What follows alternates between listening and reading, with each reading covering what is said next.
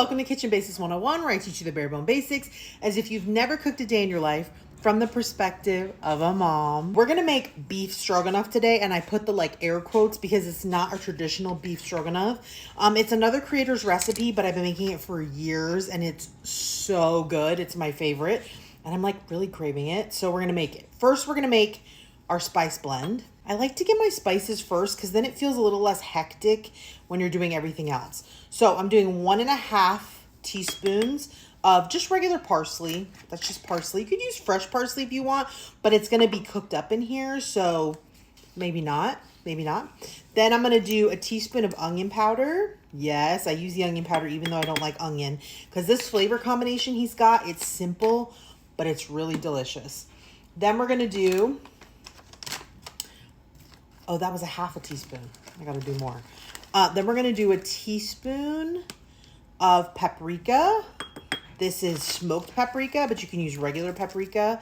I just like the smoked variety the best. It's so yummalicious. I'm going to go back to my onion powder. So I put 1.5 teaspoons of parsley, 1 teaspoon of onion powder, 1 teaspoon of smoked paprika or paprika, your choice. Then I'm going to do 1 teaspoon of pepper, and I'm going to do 1/2 teaspoon of salt because there's going to be other salt components. That's our delicious spice blend, and it's ready so that when everything else is ready, you can just dump it in, which I like to do it that way. So just FYI, we are going to use a block of cream cheese. So I got this out about a half an hour ago so it could come to a little bit room temperature. If it's cold, it's going to be fine. It's just harder to melt when it's cold. So I've got this out, and I've got a package of ground beef. The recipe calls for 1 pound, but this is 1 1/3 pound of ground beef.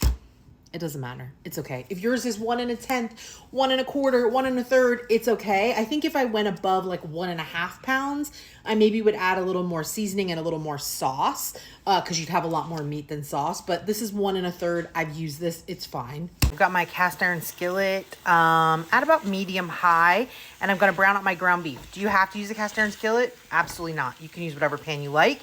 The original creator used a cast iron skillet, so I use a cast iron skillet, but you can use whatever you like. So let me brown up the ground beef, which just means I'm going to break it apart, and I'm going to get it from this bright red to a brown. Doesn't need to be completely cooked through, no, because it's going to get cooked a bunch more.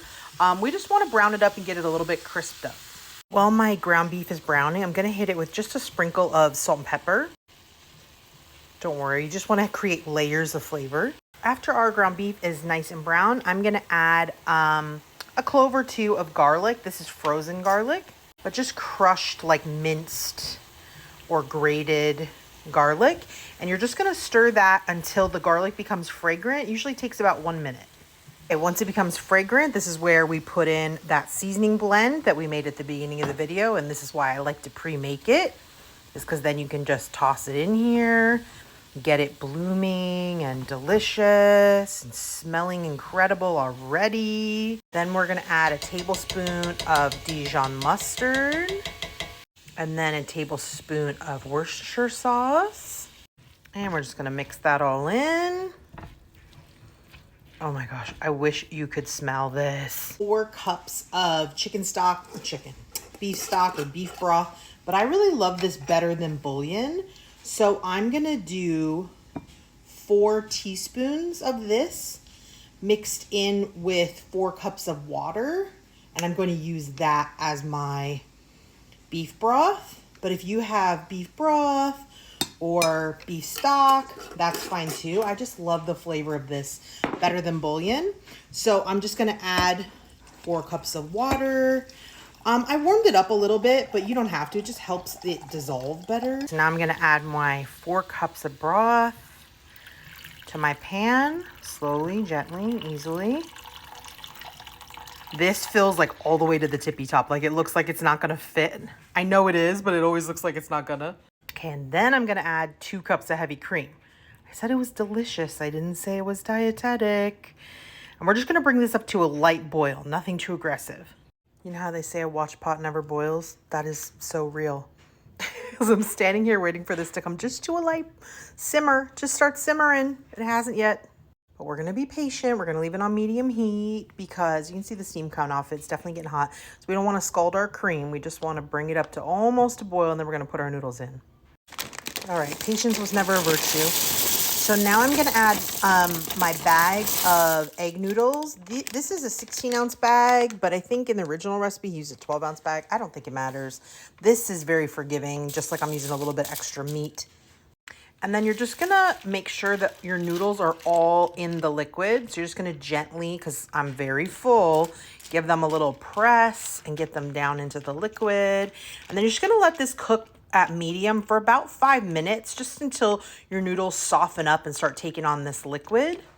While we're waiting the 5 minutes for that to cook, I'm just gonna chunk up my cream cheese into little cubes just to make it easier to melt. But again, this is a step you don't have to do.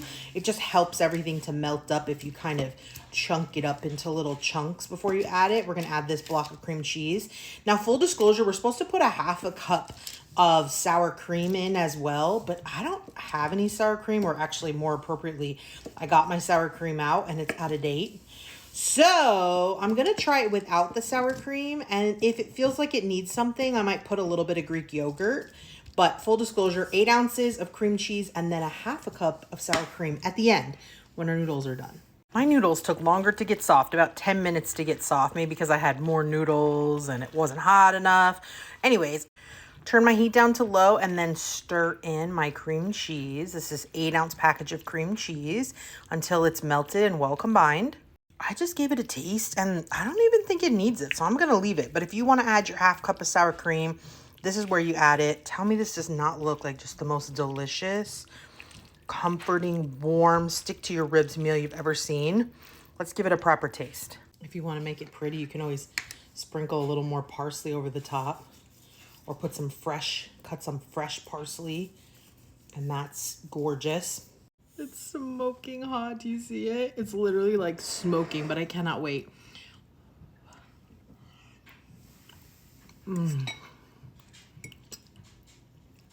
Salty, savory, creamy, rich, a little bit tangy. So easy, one pot, on the table in 30 minutes. Delicious leftover. The sauce tightens up as it sits, so it becomes less soupy and much thicker, but it warms up like a dream. Obsessed. Love you guys.